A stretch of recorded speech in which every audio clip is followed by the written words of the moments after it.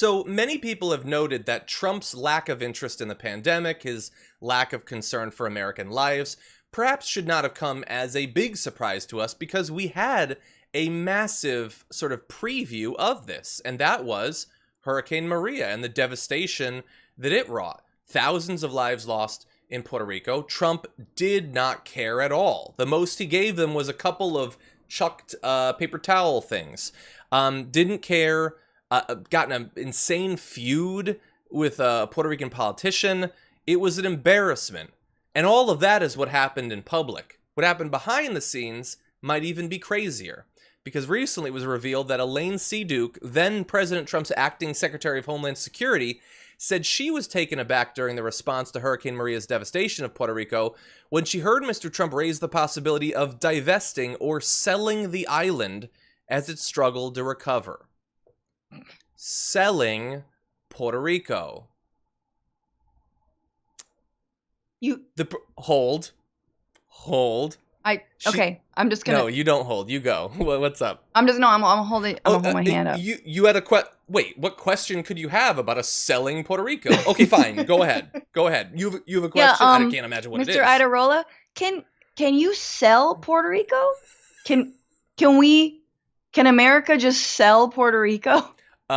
In this economy, well, I don't. Probably not. Who's buying? Yeah, not with that attitude, Francesca. That's not how you sell off parts of America and, just kick a few million American citizens out of the country. Not with that attitude.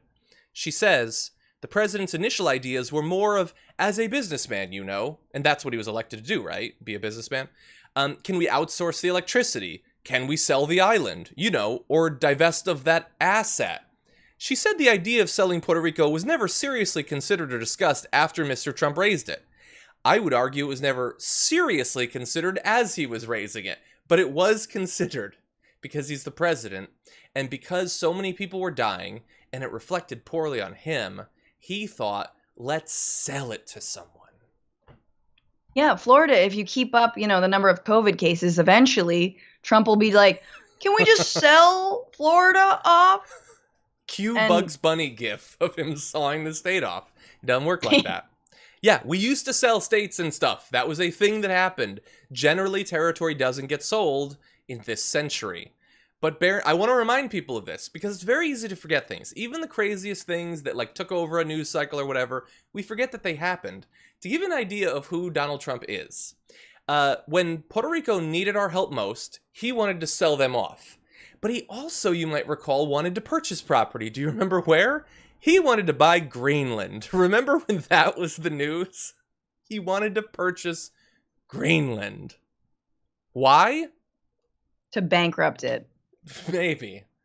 Well, and this is the ironic thing about trying to sell Puerto Rico, is that Puerto Rico's been sold to the highest bidder for decades, for its entire history. It's been sold for parts. It's been utilized by the United States as a shell game and a shell company. The bonds that now are devalued, where it was basically purchasing Puerto Rican bonds and helping to fasten that island's own debt, like the protectorate's own debt, right? The United States did that. We've already indebted Puerto Rico. We've already sold it off. Now that there's no more to sell, what do we want to do? Just sell the entire thing? So it's an incredibly crass thing to say, and also incredibly ignorant of what the country has already been through.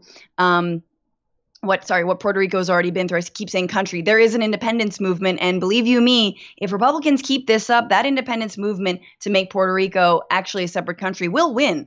But not before they demand reparations and what they deserve from the United States. Yeah.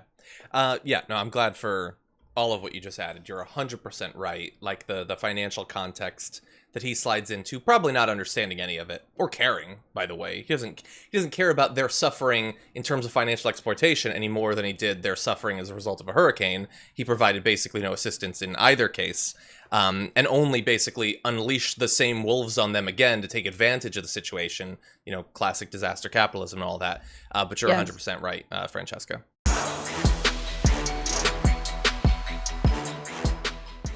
Check out the Damage Report podcast each day, wherever you get your podcasts, whether Pocket Casts or Stitcher or iTunes. You can join me as I give you the news and stories you want, with a range of co-hosts and interview guests jumping in on the fun each day. Again, that's the Damage Report, wherever you get your podcasts. And if you get them at iTunes, don't forget to rate and review. Sometimes I'll read them live on the show.